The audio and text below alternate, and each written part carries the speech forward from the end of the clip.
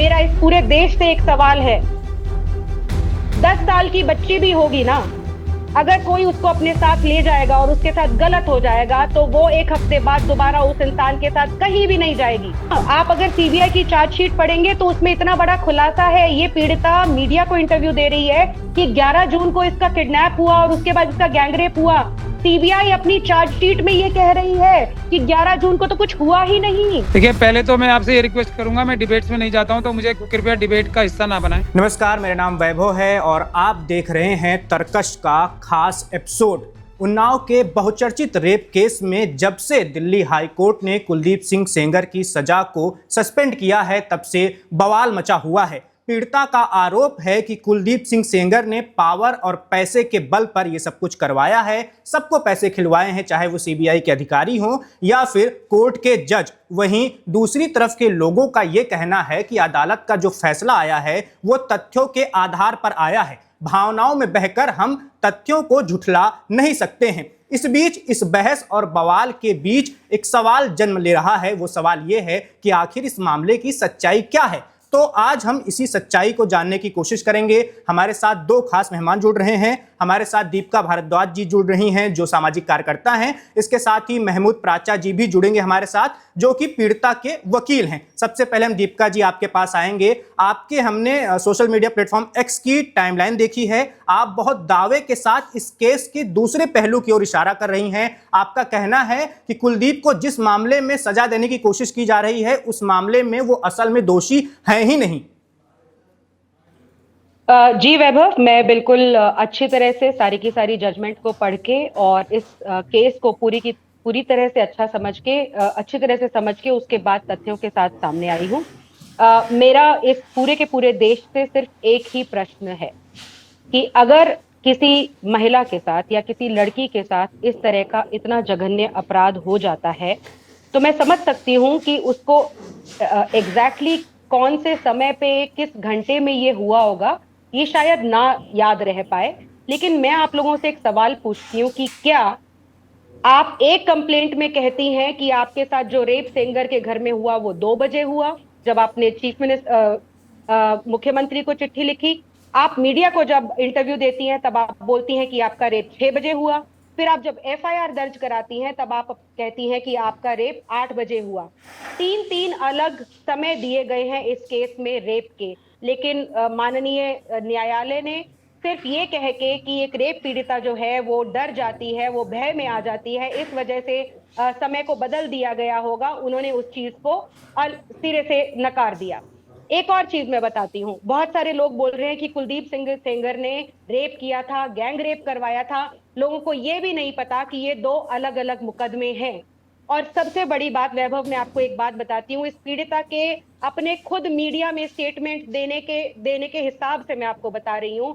ये लड़की कहती है कि इसको 11 जून को एक महिला कहती है कि मैं आपको नौकरी के लिए ले जाती हूँ कानपुर, आपको घर दिलवा दूंगी, और वहां पे उसका गैंग रेप हो जाता है। यही पीड़िता ये कहती है कि पहले 4 जून को भी यही लेडी जो शशि सिंह है, इसको सेंगर के पास लेकर गई थी नौकरी के लिए, और वहां पे सेंगर ने इसका रेप कर दिया। मेरा इस पूरे देश से एक सवाल है, 10 साल की बच्ची भी होगी ना, अगर कोई उसको अपने साथ ले जाएगा और उसके साथ गलत हो जाएगा तो वो एक हफ्ते बाद दोबारा उस इंसान के साथ कहीं भी नहीं जाएगी। ये तो छोड़ ही दीजिए कि 10 बजे जाके उसकी गाड़ी में बैठ जाएगी और उसके बाद उसके साथ गैंग रेप हो जाएगा। कोई भी तथ्यों को नहीं देख रहा है इस केस में। आज मैं आपके चैनल पे सबसे बड़ी बात बोलती हूँ, सीबीआई की चार्जशीट गैंग रेप केस में ये बोलती है कि इस लड़की के जिस नंबर से नरेश तिवारी और शुभम के साथ बातें हो रही हैं, ये एस्टैब्लिश किया है उन्होंने गैंग रेप के केस में। उसी कॉल डिटेल रिकॉर्ड्स के हिसाब से 4 जून को 7:52 से लेके 8:30 बजे के बीच में ये पीड़िता जो है नरेश तिवारी से बात कर रही है। तो 8 से 8:30 के बीच में रेप कैसे हो गया वैभव? कैसे हुआ रेप 8 से 8:30 बजे? दीपिका जी, आपका ये कहना है कि पीड़िता के बयानों में ही अंतर है, मतलब पहले कुछ और कहना फिर कुछ और कहना। वैभव जी, मैं आपको ये बता रही हूँ कि जो उसके गैंग रेप के केस में बयान है ना, आप अगर सीबीआई की चार्जशीट पढ़ेंगे तो उसमें इतना बड़ा खुलासा है। ये पीड़िता मीडिया को इंटरव्यू दे रही है कि 11 जून को इसका किडनैप हुआ और उसके बाद इसका गैंग रेप हुआ। सीबीआई अपनी चार्जशीट में ये कह रही है कि 11 जून को तो कुछ हुआ ही नहीं, 12 जून को गई है ये। 11 जून की रात नरेश तिवारी और शुभम जो है माखी गांव से 100 किलोमीटर दूरी पे थे, तो वो इसका गैंग रेप या फिर इसको किडनैप कैसे कर सकते हैं? ये टेक्निकल एविडेंसेस है, मैं हवा में नहीं बात कर रही, ये टेक्निकल एविडेंसेस हैं जो सीबीआई ने अपनी चार्जशीट में रखी है। पूरा का पूरा मीडिया टेक्निकल एविडेंसेस को इग्नोर करके सिर्फ और सिर्फ जो ये लड़की बोली जा रही है उसी को ये पूरा देश देखे जा रहा है। इस लड़की ने तो पिछले साल अपने खुद के चाचा के ऊपर, हाँ, उसको लेकर मैं आपसे सवाल करने वाला था। आपने उस वीडियो को भी साझा किया है कि वो 7 करोड़ रुपए, उस वीडियो को नहीं, मैं आपको ये बताती हूँ कि इस लड़की की ऑडियो रिकॉर्डिंग है नरेश तिवारी के साथ, जो गैंग रेप केस में एक्यूज है, जिसमें लड़की बोल रही है कि मैं बोल दूंगी अपने चाचा को कि मैं तुम्हारे बात करती थी, हम सब तुम्हारे साथ गए थे। और वो बोल रहा है मैं भी मर जाऊंगा, तो ये बोल रही है ये भी मर जाएंगी। अरे भैया ये क्या चल रहा है? गैंग रेप केस में लड़की नरेश तिवारी को, शुभम को, ब्रजेश यादव को और तीन नाम ये लेती है अपनी स्टेटमेंट में। बाद में ये 164 में स्टेटमेंट चेंज कर देती है और कहती है नहीं इन्होंने नहीं रेप किया, मैंने तो ऐसे ही नाम लिखवा दिया था क्योंकि मुझे एडवोकेट ने बोला था। उसके बाद भी हमारी ट्रायल कोर्ट, हमारे माननीय अदालत ये कहती है कि इनकी टेस्टिमनी स्टर्लिंग है, रिलायबल है।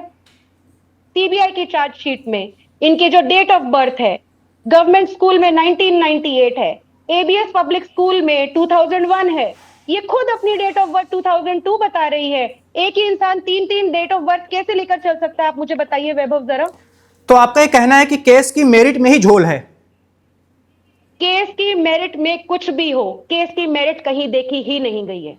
पूरा का पूरा मीडिया का प्रेशर चल रहा है, उसके अलावा कुछ भी नहीं चल रहा है। पहले भी चला था, मैं तब कभी नहीं बोली क्योंकि भाई बाहुबली है, पावरफुल इंसान है, मेरे जैसी एक एक्टिविस्ट को बोलने की क्या जरूरत है। बट आज जब मैं देख रही हूं कि एक इंसान को पूरी जिंदगी के लिए आप किसी जेल में डालना चाहते हैं जो कि अपराध उसने किया नहीं है, मैं बोलूंगी, मैं जरूर बोलूंगी, चाहे लोग मुझे कुछ भी। आपको काफी आलोचना का सामना करना भी पड़ रहा है जी जो आप कह रही हैं। दीपिका जी, मेरा ये सवाल है कि आपका कहना है कि मीडिया, बेटियां हैं, उनकी भी 2 बेटियां हैं। शशि सिंह जिसको सेंगर वाले केस में, झूठे रेप के केस में बरी कर दिया है हमारी लोअर कोर्ट ने, क्या शशि सिंह को कोई इंटरव्यू करेगा? क्या वो महिला नहीं है? शशि सिंह को झूठे रेप केस में फंसाया गया, उसकी बेटी को भी झूठे गैंग रेप में फंसाया जा रहा था। क्या किसी ने निधि से आज तक बात की? क्यों वो महिलाएं नहीं है, वो लड़कियां नहीं है? क्या उनकी इज्जत नहीं है?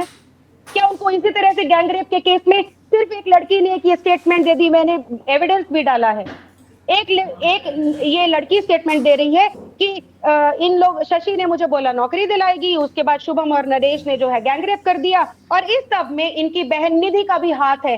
अरे भैया फिर तो पूरे खानदान का नाम लिखवा दो यार आप गैंग रेप केसेस में, डालते रहो लोगों को जेल में सिर्फ किसी की स्टेटमेंट के बेसिस पे। ये लड़की खुद 7:52 से 8:30 बजे के बीच में फोन के ऊपर बात कर रही है। लोअर कोर्ट ने इस बात को, इस तथ्य को सिर्फ इस बात पे नकार दिया कि फोन जब्त नहीं किया। डिफेंस फोन जब्त करेगा क्या? प्रोसिक्यूशन ने क्या प्रूव किया ये बताइए? कुलदीप सिंह सेंगर के खिलाफ इस रेप केस में एक एविडेंस बता दीजिए जो प्रोसिक्यूशन ने प्रूव किया, except statement of the girl. मैं आज पूरे मीडिया को चैलेंज करती हूं, एक एविडेंस बता दीजिए कुलदीप सिंह सेंगर के खिलाफ कि 4 जून 2017 को उन्होंने 8 से 8:30 बजे के बीच में इस लड़की के साथ रेप किया। वैभव, मैं आपसे पूछती हूं, आज मैं आपके साथ इस शो पे हूं, क्या इसकी एविडेंसेस नहीं होंगी? मैं आपसे बातचीत कर रही हूं, क्या इसकी एविडेंसेस नहीं होंगी? आपको पता है लोअर कोर्ट में क्या जजमेंट है कि शशि सिंह सेंगर ने कभी शशि सिंह ने कभी कुलदीप सिंह सेंगर से बात ही नहीं करी। और छोड़िए, शशि सिंह ने कभी इस लड़की से बात नहीं करी। तो मुझे एक बात बता दीजिए, ये देश एक बात बता दे मुझे कि क्या 3 लोगों के बीच में अगर एक वाकया होता है तो बीच में जिस इंसान को सेंट्रल कैरेक्टर बनाया गया है उसकी अगर ना इससे बात है तो इससे बात है, तो भैया इतनी बड़ी कॉन्स्पिरेसी, एक रेप की पूरी साजिश कैसे रची गई? हवा में रची गई। 8 बजे शशि सिंह इस लड़की को सेंगर के घर पे लेकर जाती है, बोलती है गांव में किसी ने भी नहीं देखा। 8 बजे ऐसा कोई टाइम नहीं होता है कि गांव में कोई सारे के सारे मुद्दा पैर सो जाते हैं और किसी को कुछ पता नहीं चल रहा है। बताइए कोई एक विटनेस हो जिन्होंने इसको कभी भी उससे बात करते हुए भी देखा हो।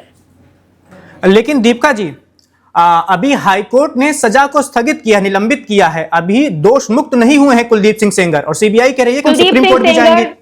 कुलदीप सिंह सेंगर दोष मुक्त नहीं हुए हैं। मैं आदरणीय न्यायालय को बहुत रेस्पेक्ट करती हूं।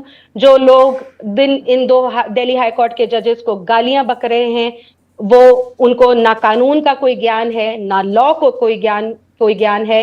ऐसी बातें चलाई जा रही हैं कि कुलदीप सिंह सेंगर ने गैंग रेप किया है। गैंग रेप केस में कुलदीप सिंह सेंगर का कहीं दूर दूर से नामो निशान नहीं है। लोग कह रहे हैं इसने पीड़िता को इतनी बुरी तरह से बलात्कार किया कि उसके अंदर रॉड घुसा दी। लोग ऐसी हवाओं में कहानियां बता रहे हैं, लेकिन मैं ऐसा नहीं करूंगी। मैं तथ्यों के ऊपर बात कर रही हूँ। तथ्यों के ऊपर अगर कोई चैलेंज कर दे, मैं बिल्कुल हैप्पीली डिबेट करूंगी। दोष मुक्त नहीं किया गया है, लेकिन दिल्ली हाई कोर्ट ने ये जो स्टेटमेंट है, डिफरेंट टाइम दिए गए हैं रेप के, उनकी जो एज की डिस्क्रिपेंसीज हैं उसको भी देखा गया है। ये भी देखा गया है कि एक सेट ऑफ सीडीआर में जो है, जो फोन नंबर यूज हो रहा था 4 जून को 8 से 8:30 बजे के बीच में, 7:52 से 8:30 बजे के बीच में, ये जो पीड़िता है ये फोन के ऊपर बात कर रही हैं। ये सारे के सारे जो एस्पेक्ट्स है कोर्ट ने देखे हैं। और सबसे बड़ी बात, टेक्निकल बात अब मैं यहाँ पे कर देती हूँ क्योंकि प्राचा जी भी हैं इस डिबेट में, तो I am sure he is going to talk about it. POCSO act में पब्लिक सर्वेंट की जो डेफिनेशन है वो जुवेनाइल जस्टिस एक्ट से, आईपीसी से या सीआरपीसी से ली जा सकती है। आईपीसी में जो पब्लिक सर्वेंट की डेफिनेशन है उसमें एमएलए नहीं कवर होता है। अब आप ये बोलें कि पॉक्सो में जो पब्लिक सर्वेंट की डेफिनेशन है वो प्रिवेंशन ऑफ करप्शन एक्ट से अगर आप लेके आने की बात कर रहे हैं, तो फिर उसमें लेजिस्लेचर में चेंज आएगा। एज ऑफ नाउ जो कानून स्टैंड करता है उसके हिसाब से दिल्ली हाई कोर्ट की जजमेंट फैक्ट्स और लॉ पे अडिग है, इमोशंस पे अडिग नहीं है, मीडिया ट्रायल पे अडिग नहीं है। तो कल सुप्रीम कोर्ट, हाँ जी, मीडिया ट्रायल को लेकर ही मेरा सवाल है। आपका कहना है कि मीडिया ट्रायल के जरिए दबाव बनाने की कोशिश की जा रही है, इस केस को बिगाड़ने की कोशिश की जा रही है। पीड़िता लगातार इंटरव्यू भी दे रही हैं, विभिन्न चैनलों को, हमारे चैनल को भी दिया है इंटरव्यू। लेकिन दूसरा पहलू तो ये भी है, ये भी सच है कि जो दूसरी तरफ वाला इंसान है, व्यक्ति है, पूर्व विधायक है, उसके पास अथाह ताकत है, पैसा है, तो पीड़िता के पास बचता क्या है? मीडिया ही बचती है। मीडिया का जो रोल है किसी भी इंसान को न्याय दिलाने में, मैं उसको बहुत रिस्पेक्ट करती हूँ और मैं मीडिया को यहाँ पे किसी भी तरह से दोषी नहीं ठहरा रही हूँ। आपको समक्ष, आपके सामने अगर कोई लगेगा कि ये बहुत ही विक्टिम है और बहुत ही एक ऐसे लेवल पे है जहां पे ये किसी के साथ फाइट नहीं कर सकती है, आप डेफिनेटली उसके साथ खड़े होंगे। लेकिन मैं सिर्फ एक बात बोल रही हूँ, जजमेंट पढ़ लीजिए, तथ्य पढ़ लीजिए, जो डॉक्यूमेंटेड प्रूफ्स हैं उसको एक बार पढ़ लीजिए। जो पीड़िता की अपनी स्टेटमेंट्स में अलग अलग बयान है उसको पढ़ लीजिए। वैभव, मैं आपसे सिर्फ एक बात पूछती हूं कि 21 जून को माखी गांव में जो पंचायत हुई, जिसके बहुत सारे प्रत्यक्षदर्शी हैं, क्या वो झूठ बोल रहे हैं? जो सेंगर के साथ जो लोग थे वो सारे झूठ बोल रहे हैं? जो कॉल डिटेल रिकॉर्ड्स आई हैं, क्या वो झूठ बोल रही हैं? जो लड़की ने खुद स्टेटमेंट दी, एक जगह पे वो ये कहती है कि शशि सिंह उसको नौकरी दिलवाने के लिए कानपुर लेकर गई, मीडिया में स्टेटमेंट दी हुई है 11 जून की। वहीं अपनी कोर्ट में स्टेटमेंट दे रही है कि मैं तो पानी भरने बाहर गई थी और मेरा किडनैप कर लिया गया। क्या ऐसे दो बिल्कुल अलग वर्जन्स, वैभव, मैं आपसे पूछ सकती हूँ, क्या हो सकते हैं? दीपिका जी, लेकिन एक सवाल इसमें यह भी है, देखिए जून 2017 में क्या हुआ था हकीकत में ना आपको पता है ना मुझे पता है, वो तो पीड़िता और कुलदीप सिंह सेंगर के बीच की बात है। लेकिन पीड़िता और कुलदीप सिंह सेंगर के बीच में तो कभी बात हुई नहीं। बात तो सिर्फ इतनी है, पीड़िता और कुलदीप सिंह सेंगर के बीच में तो कभी बात हुई नहीं सर। ये लेकिन तो एक सच तो ये भी है दीपिका जी, मुझे नहीं, वैभव जी, आप मुझे एक बात बताइए, आप मुझे किसी के घर लेकर जाते हैं, वहां पे कोई अपराध हो जाता है, ये एस्टैब्लिश ही नहीं हो पाता कि आप मुझे उसके घर लेकर गए हैं, आपको बरी कर दिया जाता है। जब starting of the crime he establish नहीं हो पाया तो आप क्राइम कैसे एस्टैब्लिश कर दिया, मुझे बताइए। लेकिन सवाल यह भी है ना कि अगर कुछ हुआ ही नहीं था, और पीड़िता के साथ कौन नहीं है? जैसे ही ये केस अटेंशन में आया, पूरी की पूरी कांग्रेस उनके साथ है, पूरा का पूरा मीडिया उनके साथ है। आज जब दिल्ली हाई कोर्ट ने तथ्यों को देखकर, मैं आपको एक बात वैभव मेरी बात सुनिए। पहली बात जी। तो कुलदीप सिंह सेंगर जेल से बाहर नहीं आया है, वो जेल से बाहर नहीं आया है, उसका सेंटेंस सस्पेंड किया है। और सेंटेंस सस्पेंड करने की दिल्ली हाई कोर्ट को, चाहे कितना भी एक्सट्रीम केस ना हो, जब आपको ये लगता है कि केस में बहुत सारे जो हैं त्रुटियां हैं, तब आप सेंटेंस को सस्पेंड कर सकते हैं। पीड़िता बोल रही है दिल्ली हाई कोर्ट के जज बिक गए, आप ये बात मानते हैं? पीड़िता बोल रही है सीबीआई का इन्वेस्टिगेशन ऑफिसर बिक गया, आप ये बात मानते हैं? सब लोग बिक गए, सिर्फ एक पीड़िता जो कि 4 तरह की डिफरेंट स्टेटमेंट्स दे रही है, सिर्फ वही सच है। लेकिन जवाब दीपिका जी, दीजिए आप मुझे वैभव। एक सवाल जो ये है कि अगर आप कह रही हैं कि वैभव कुछ आप हुआ मुझे ही नहीं सिर्फ ये था। बात नहीं, वैभव आप मुझे सिर्फ ये बात बताइए, अगर आप आज मैं आपको चांटा मारती हूं आपके सामने होते हुए, दोपहर को मारती हूं, क्या आप ये बोल देंगे कि नहीं उस टाइम पे रात थी? मैं आपसे सिर्फ ये सवाल पूछ रही हूं वैभव, और कुछ नहीं पूछ रही। चलिए, आपकी ये वाली बात हमने सुन ली, हमारे दर्शकों ने भी सुन ली। मेरा ये सवाल है कि अगर सच में कुछ हुआ ही नहीं ये था। पता ही नहीं है कि 2.5 महीने बाद कंप्लेंट फाइल करी गई थी, 2.5 महीने बाद उस दीपिका जी, गांव में जो भी। हाँ जी, मेरा सवाल, अगर कुछ हाँ। हुआ ही नहीं था तो फिर पुलिस पर इतना दबाव बनाकर क्यों रखा गया था? पीड़िता को मुख्यमंत्री आवास जो लखनऊ में है वहां पर जाकर आत्मदाह करने का प्रयास करना पड़ा, उसके बाद जाकर पुलिस जागी थी और केस दर्ज हुआ था। यह भी तो तथ्य है। ये भी तथ्य है, लेकिन प्लीज वैभव ये अंडरस्टैंड कीजिए, एक छोटी जगह में जब इतना बड़ा कुछ हो रहा है, जिसमें एक नरेश का, एक शुभम का, एक शशि का, एक निधि का गैंग रेप केस में नाम जोड़ दिए गए। अब अच्छा मुझे एक बात वैभव, मैं आपसे काउंटर क्वेश्चन पूछती हूँ। इस पीड़िता की कोई सुनवाई नहीं हो रही थी, ठीक है? आप यही बोलना चाह रहे हैं ना, इस पीड़िता की कोई सुनवाई नहीं हो रही थी। नरेश तिवारी और शुभम जून को 22 जून को माखी की पुलिस ने अरेस्ट करके जेल भेज दिया था गैंगरेप केस में। आप बताओ कैसे भेज दिया? तब कैसे सुनवाई हो गई? किसके प्रेशर में सुनवाई हो गई तब? जवाब दीजिए मुझे। लेकिन दीपिका जी, महीने जेल में, एक 5 महीने जेल में रहता है, एक 3 महीने जेल में रहता है, कैसे सुनवाई हो गई उस समय पे? कुलदीप सिंह सेंगर के खिलाफ 2.5 महीने बाद सबसे पहले कंप्लेंट करी गई। 4 जून को जो 2 बजे का वक्त दिया गया वैभव, उस समय पे उन्होंने फोटोग्राफ्स दिखा दी कि वो माखी से कहीं दूर थे, एक इवेंट को अटेंड कर रहे थे। उसके बाद भी जो है ये लोग एक के बाद एक टाइमिंग चेंज करके या ये चेंज करके वो चेंज करके जो है एफआईआर दर्ज कराने की कोशिश कर रहे थे। बिल्कुल गलती है, मैं मानती हूं यहां पे गलती है, लोकल पुलिस की 200% गलती है, लेकिन वो एक अंतर्द्वंद में थे। लेकिन दीपिका जी, एक पावरफुल इंसान था और एक जगह पे एक ऐसा कथन था जो उनको बिल्कुल भी समझ में नहीं आ रहा था, जो 2.5 महीने बाद उठाया गया था। उनको एफआईआर दर्ज करनी चाहिए थी, उनको पूरी तरह से केस इन्वेस्टिगेट करना चाहिए था। देयर इज नो डाउट कि यहाँ पे पुलिस की जो है, लोकल पुलिस की जो है, बिल्कुल मिस्टेक है, लेकिन उसके बावजूद भी किस बेसिस पे कन्विक्शन हुई है, आप एक बार फैक्ट देख लीजिए। चलिए, महमूद प्राचा जी भी हमारे साथ जुड़े हुए हैं। प्राचा जी, आप तक आवाज जा रही है?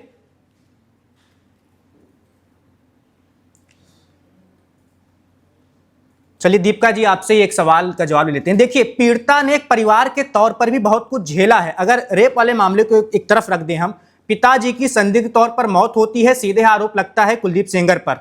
चाची और मौसी की दुर्घटना में मौत हो जाती है, जिस ट्रक से टक्कर हुई थी उसकी नंबर प्लेट पर कालिक पुती हुई थी, आरोप लगता है कुलदीप सेंगर पर। इसके साथ ही एक मुख्य गवाह था, यूनुस नाम था शायद, मैं अगर सही नाम ले पा रहा हूं, तो उनकी भी मौत होती है, आरोप कुलदीप सेंगर पर लगता है। ये सब भी तो इस केस के दूसरे पहलू है ना। कौन से केस में यूनुस मुख्य गवाह था? माफ कीजिएगा, मैं रेप की केस पूरी जजमेंट पढ़ चुकी हूं। नहीं, वो दूसरा वाला मामला था, इसी केस से जुड़ा हुआ, जो कुलदीप सेंगर पे जिन हत्याओं को करवाने का आरोप लगता है। देखिए जनाब, जो उनके ऊपर हत्या करवाने का, जुडिशियल कस्टडी में हत्या करवाने का जो केस है, वो उनको कॉन्स्पिरेसी में सजा हुई है, 10 साल की सजा हुई है। उनका जो सस्पेंशन के लिए अपील है वो रिजेक्ट हो चुका है। 7.5 साल वो उसमें बिता चुके हैं जेल में।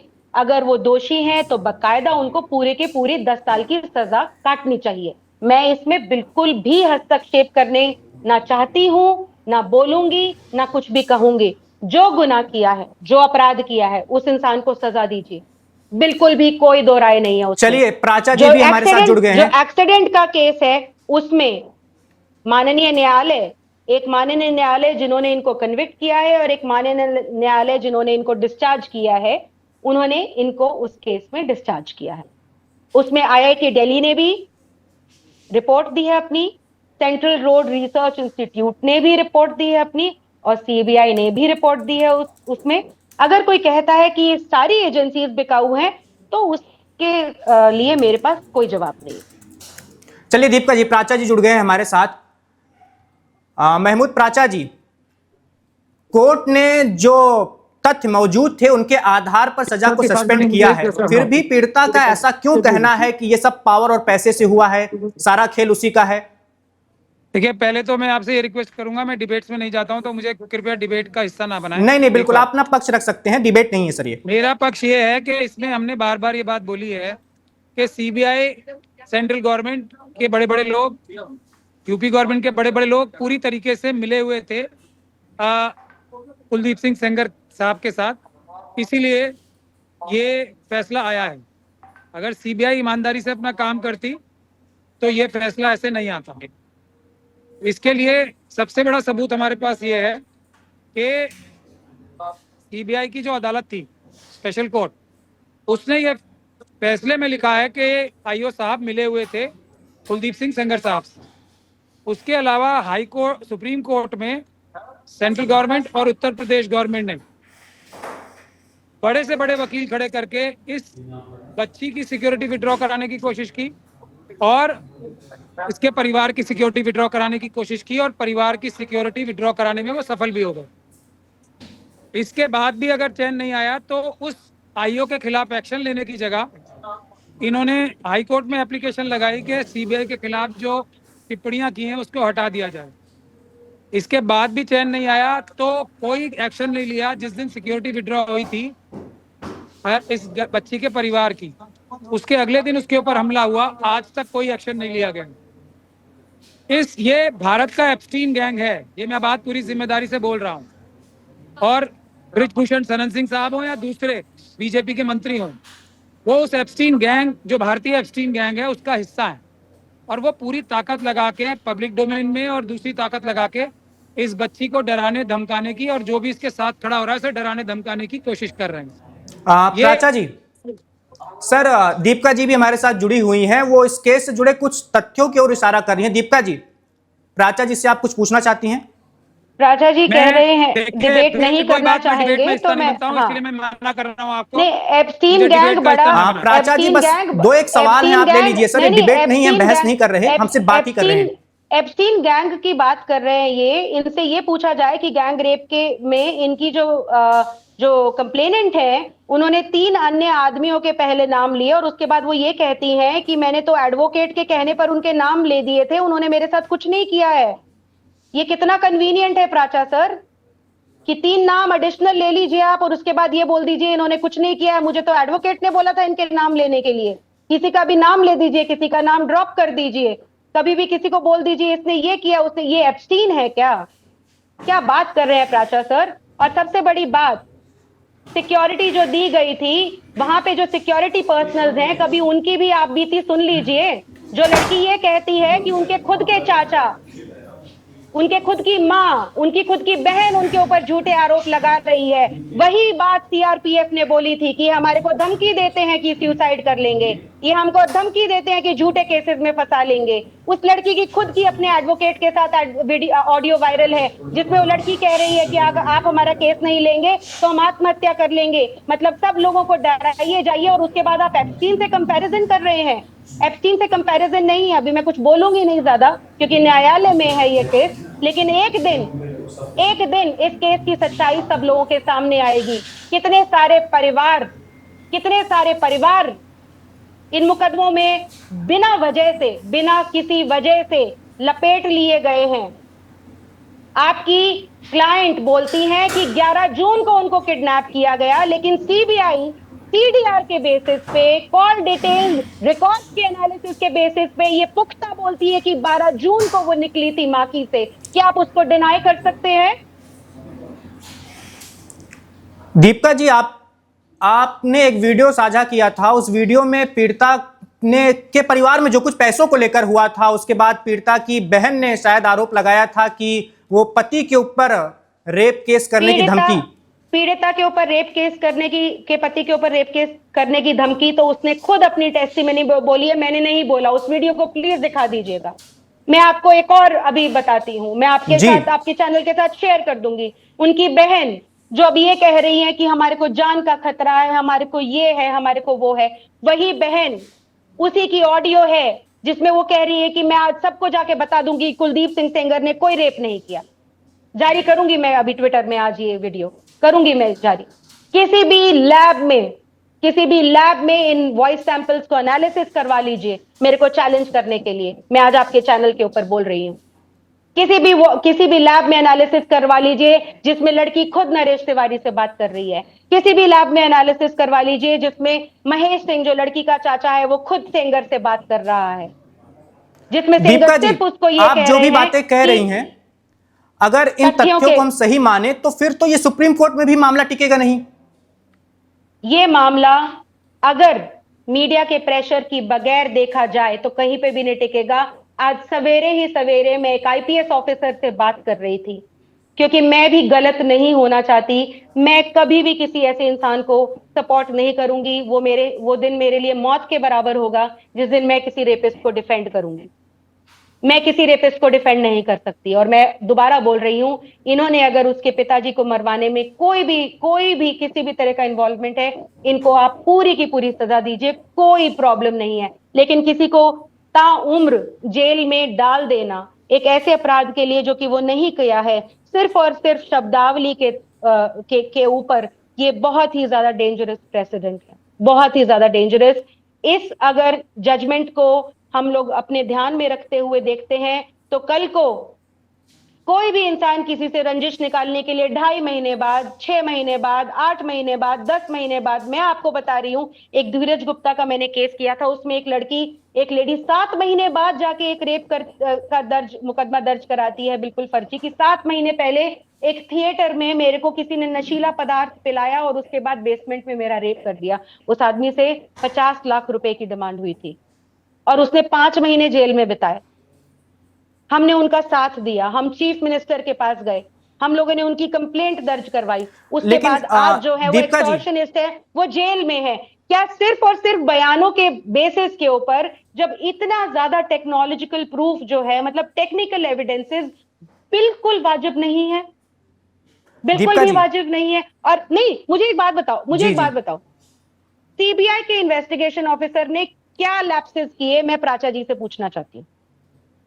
प्राचा जी अभी हमारे साथ नहीं है, उन्होंने कहा तो डिबेट नहीं करना चाहते। वो तो कभी जब उस पक्ष वाले ओपन में आएंगे ना, जितने सवाल उनको जनता के दरबार में जवाब देने पड़ेंगे ना, उनके पास कोई उत्तर नहीं होगा।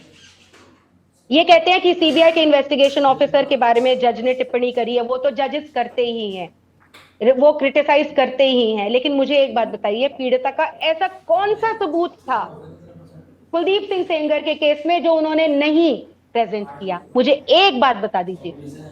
अगर सीबीआई की तरफ से कोई लैप्सेस हैं, इन्वेस्टिगेशन की तरफ से या प्रोसिक्यूशन की तरफ से कोई लैप्सेस हैं, तो वो सिर्फ ये है कि उन्होंने जो करना चाहिए था, यानी कि जब ये एक एविडेंस आया था कि लड़की उस टाइम पे नरेश तिवारी से बात कर रही है, जिस नंबर से बात कर रही है, उन्होंने उस हैंडसेट को जब्त क्यों नहीं किया जो इस लड़की की मां का था? क्यों नहीं जब्त किया? क्यों नहीं इस लड़की जिस भी तरह से कम्युनिकेशन कर रही थी, जिस भी फोन से कम्युनिकेशन कर रही थी, क्यों नहीं उस हैंडसेट को जब्त किया? आपको पता है ये लड़की क्या बोलती है कि ये कोई फोन यूज ही नहीं करती थी। तो वो जो कॉल रिकॉर्डिंग पूरे मीडिया में वायरल हो रही है, वो कहां से आई है? किसके फोन से बात कर रही थी? ये जब ट्रेन में थी, सीबीआई की चार्जशीट में लिखा हुआ है, जब ट्रेन में थी तब इन्होंने नरेश तिवारी और शुभम और पता नहीं किस किस से बातें की हैं। पूरी की पूरी रिकॉर्डिंग है। किसी और का फोन लेके इन्होंने उससे बात की है, क्योंकि उस टाइम पे इनके पास फोन नहीं था। सीबीआई ने अपनी चार्जशीट में लिखा है कि नरेश तिवारी ने उनको लावा का एक मोबाइल दिलवाया था जिसका IMEI नंबर ये था। दीपिका जी, लेकिन जिस मोबाइल फोन पे ये बात कर रही थी वो 12 जून तक एक्टिव था। 11 जून को रात के 9:30 के 10 बजे, जिस टाइम पे ये बोल रही है कि इनका किडनैप किया था नरेश तिवारी शुभम ने, वो मासी से 100 किलोमीटर दूर थे। आप इस तरह की एविडेंसेस कहां से जनरेट कर सकते हैं? मुझे एक बात तो बता दीजिए। तो आपको लगता है कि सारे लोग भावनाओं में बहे हुए हैं, अभी सिर्फ पीड़िता को ही सुन रहे हैं, एक तरफा बातें सुन रहे हैं? ये एक बहुत ही अच्छी स्टोरी है, बहुत ही अच्छी स्टोरी। एक लड़की का रेप हुआ, उसी आदमी ने, बाहुबली ने, उसका गैंग रेप भी कराया।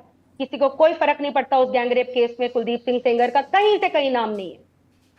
लेकिन स्टोरी ये है, एक बाहुबली ने रेप किया, उसके बाद उसी लड़की का गैंग रेप कराया, उसके बाद उसी के फादर को कस्टडी में मरवा दिया, उसके बाद एक्सीडेंट भी करवा दिया। ये बहुत अच्छी, बहुत ही इमोशनल और बहुत ही चार्ज्ड अप स्टोरी है। नहीं जाएंगे कोई भी लोग, दीपिका जी, नहीं जाएंगे आपकी, कोई भी लोग तथ्य में। मैम, आपकी और सारी जो बातों मैं को बोल सुनने के रही हूं, बाद हाँ जी, फिर मैं ये कहता हूं कि आपको फिर भी रुकना नहीं चाहिए था कि सुप्रीम कोर्ट से भी अंतिम फैसला आ जाता, तब आप बोलती जो बोलना था। अभी से ही आप, ऐसा लग रहा है कि आप सीधे तरीके से दोषमुक्त करार दे रही हैं सेंगर मैं को। आपको सिर्फ एक, नहीं, मैं आपको सिर्फ एक बात बोल रही हूं कि रेप के केसेस में जो साक्ष्य हैं, उनके बेसिस पे उनको लाइफ इम्प्रिजनमेंट देना गलत है।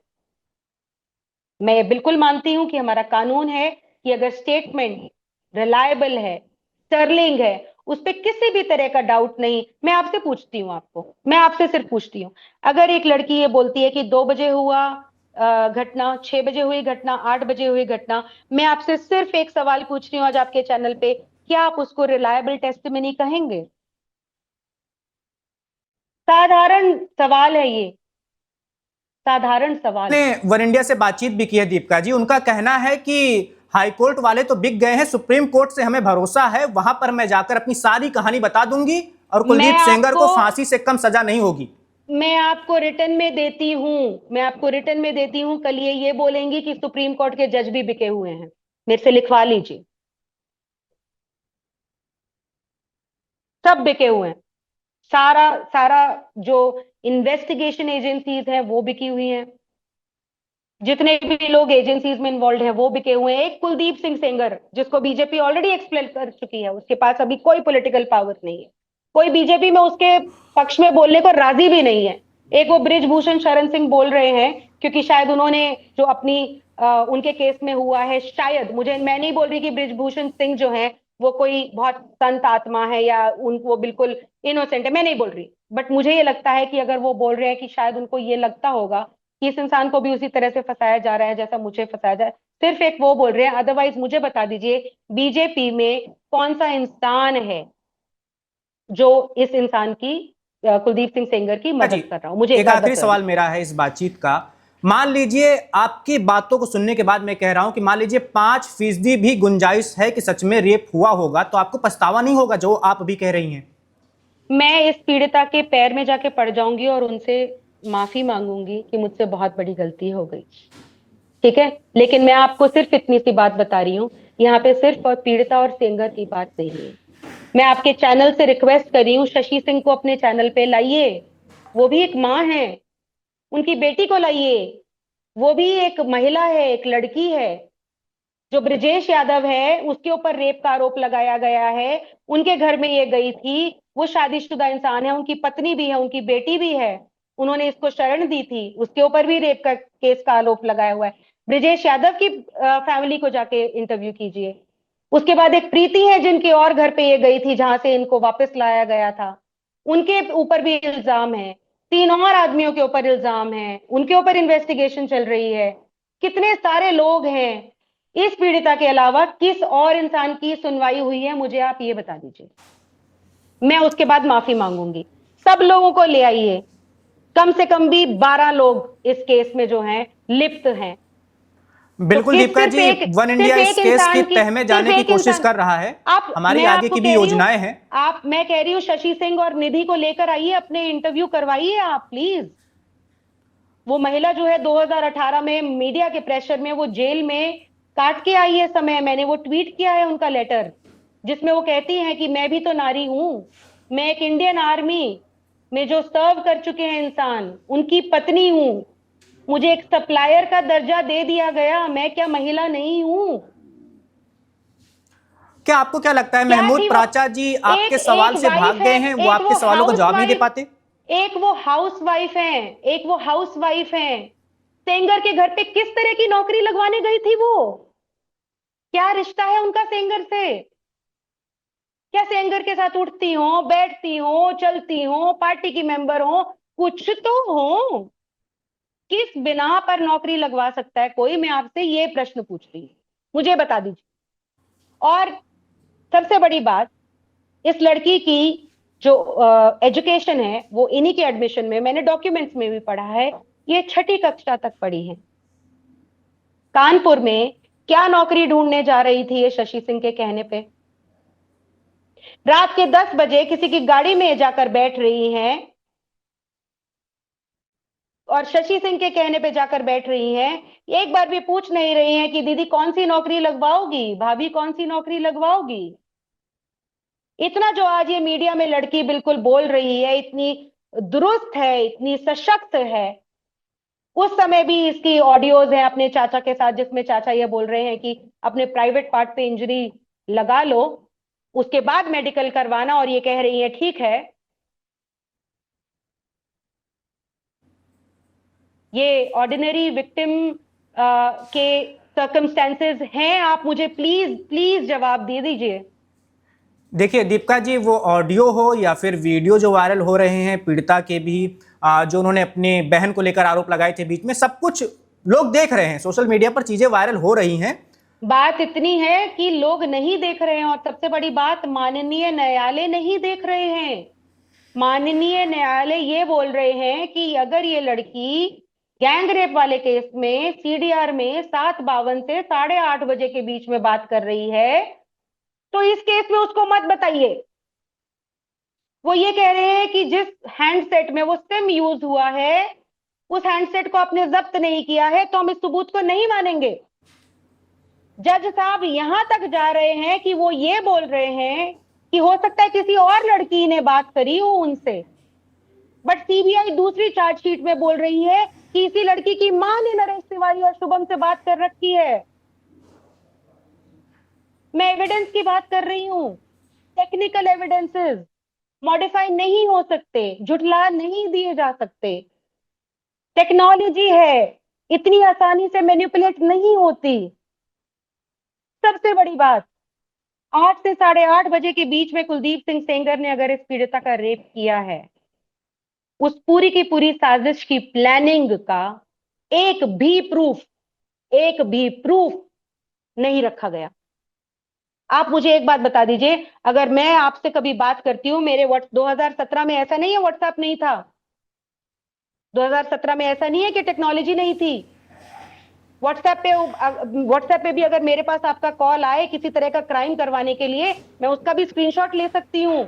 दीपिका जी, एक छोटा सा सवाल मैम और है। आपने कहा था कि अभी आपकी कुछ देर पहले एक आईपीएस अधिकारी से बातचीत हुई है, उन्होंने इस केस के सिलसिले में क्या कुछ आपको बताया? उन्होंने मुझे सिर्फ ये उनके पास जवाब नहीं था मेरे प्रश्नों का। उन्होंने सिर्फ ये बोला कि पॉक्सो में जो अलग अलग डेट्स हैं इसकी डेट ऑफ बर्थ की, उसमें जो कोर्ट ने बोला है वो सही है as per rule of law. उन्होंने ये बोला कि कुलदीप सिंह सेंगर प्रूव नहीं कर पाए कि वो उस दिन अपने घर पर नहीं थे, लेकिन प्रोसिक्यूशन भी प्रूव नहीं कर पाया है कि वो अपने घर पर थे। लेकिन आप तो कह रहे थे प्रूफ, कुलदीप सेंगर के पास कोई तस्वीर है कि वो किसी दूसरे कार्यक्रम में थे। 2 बजे थे ना वो, बट एफआईआर में तो रात के 8 से 8:30 बजे का टाइम लिखवाया गया है। उस टाइम पे वो अपने ऑफिस में थे, उन्नाव में। चलिए मुझे अब इजाजत लेनी पड़ेगी, माफी चाहिएगा। बिल्कुल दीपिका जी, आप मैं वन इंडिया के साथ जुड़ी, आपका बहुत धन्यवाद। अपने दर्शकों को हम इस केस की टाइमलाइन के बारे में कुछ बता देते हैं कि कब कब क्या कुछ हुआ था। देखिए 4 जून 2017 को पीड़िता के मुताबिक वो नौकरी मांगने गई थी कुलदीप सिंह सेंगर के पास। कुलदीप सिंह सेंगर उस वक्त विधायक थे भारतीय जनता पार्टी के। इस दौरान उनके साथ रेप होता है, ऐसा पीड़िता का कहना है। इसके बाद 11 जून 2017 को पीड़िता गायब हो गई। परिवार ने केस दर्ज करवाया कि मेरी बेटी लापता है। इसके बाद 20 जून 2017 को ढूंढने पर पीड़िता मिलती है एक गांव में, पुलिस उसे उन्नाव लेकर जाती है। फिर आती है तारीख 3 जुलाई 2017। 10 दिन बाद पीड़िता को परिवार को सौंपा जाता है। फिर इसी दिन पीड़िता ने विधायक कुलदीप सेंगर, उसके भाई अतुल के खिलाफ रेप केस दर्ज कराने की मांग की। इसके बाद 24 फरवरी 2018 को पीड़िता की मां मजिस्ट्रेट कोर्ट गई और एफआईआर दर्ज कराने की मांग की गई। तब तक एफआईआर दर्ज नहीं हुई थी। ये बहुत ध्यान देने योग्य बातें हैं। इसके बाद फिर 3 अप्रैल 2018 को कोर्ट ने पीड़िता की मां की अर्जी पर सुनवाई की।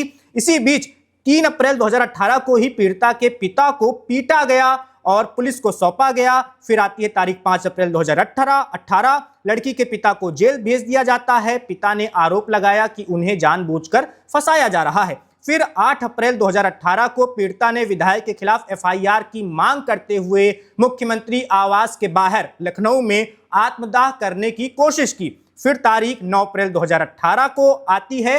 तब तक मामला बहुत ज्यादा हाईलाइट हो चुका था। आत्मदाह वाली घटना के बाद मीडिया का जमावड़ा हो गया था। इसके बाद सरकार दबाव में आती है, पुलिस दबाव में आती है और इसी बीच 9 अप्रैल को पीड़िता के पिता की मौत हो जाती है और 4 लोगों को इस मारपीट में गिरफ्तार किया जाता है। 10 अप्रैल को पोस्टमार्टम रिपोर्ट में निकला कि युवती के पिता पर 14 जगह चोट के निशान थे। पहले पुलिस ने कहा यह सामान्य मौत हुई थी, लेकिन जब पोस्टमार्टम हुआ, उसकी रिपोर्ट आई तो रिपोर्ट में सामने आया कि 14 जगह चोट के निशान थे और निशान तभी पड़ सकते हैं जब किसी व्यक्ति को बहुत ज्यादा पीटा गया हो। अब आगे बढ़ते हैं। 12 अप्रैल 2018 की तारीख आती है। केस दर्ज हो चुका है। मामला बहुत ज्यादा बढ़ चुका है। दिल्ली में हलचल देखी जा रही है। अब मामले को सीबीआई को सौंप दिया जाता है और कुलदीप सेंगर को रेप का आरोपी बनाया जाता है।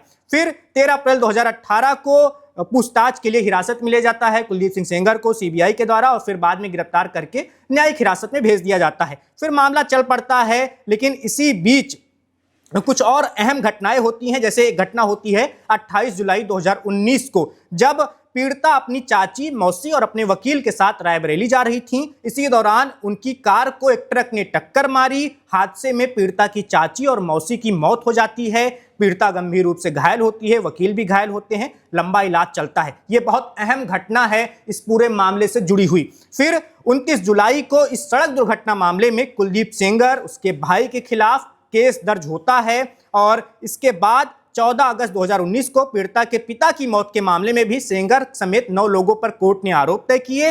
11 अक्टूबर 2019 को पीड़िता की कार पर हमले के मामले में सीबीआई ने कुलदीप सेंगर के खिलाफ चार्जशीट दायर की। इसके बाद 16 दिसंबर 2019 को कुलदीप सेंगर को अपहरण और बलात्कार के मामले में दोषी ठहराया गया। इसी मामले से जुड़ी हुई सजा को अभी दिल्ली हाई कोर्ट ने सस्पेंड किया है और हालांकि जो दूसरा मामला था, जो पिता की मौत वाला मामला था, उस मामले में अभी 10 साल की जो सजा हुई है कुलदीप सेंगर को, उस वजह से वो जेल में रहेंगे। दूसरे मामले में उनको बेल मिल चुकी है। तो ये रही मोटा माटी जो घटनाएं थी वो मैंने आपको बताई। इस केस में क्या हुआ है और आपने वो सब भी सुना कि कैसे दीपिका भारद्वाज जो सामाजिक कार्यकर्ता हैं वो इस केस से जुड़े हुई दूसरे पहलू की ओर इशारा कर रही हैं। वो बता रही हैं कि ये केस इतना भी सीधा साधा नहीं है, इतना भी ब्लैक एंड व्हाइट नहीं है। इसमें बीच में और भी चीजें हैं जिन्हें समझने की और जानने की जरूरत है। वहीं महमूद प्राचा जी भी हमारे साथ थोड़ी देर के लिए जुड़े थे। उन्होंने बताया कि सीबीआई ने मजबूती से केस नहीं लड़ा, कमजोरी दिखाई, लापरवाही दिखाई, इसी वजह से हाईकोर्ट का ऐसा फैसला आया। उनका यह भी कहना है कि सुप्रीम कोर्ट में यह फैसला टिकेगा नहीं और कुलदीप सेंगर को इस मामले में दोषी ठहराया जाएगा और सजा भी उनकी बरकरार रहेगी। तो ये रही अभी तक के मामले की सारी अपडेट। जैसे ही कुछ नई खबर आती है, कुछ नई अपडेट आती है, उसे लेकर मैं आपके सामने हाजिर हो जाऊंगा। फिलहाल के लिए धन्यवाद। आप बने रहिए वन इंडिया के साथ। Subscribe to One India and never miss an update. Download the One India app now.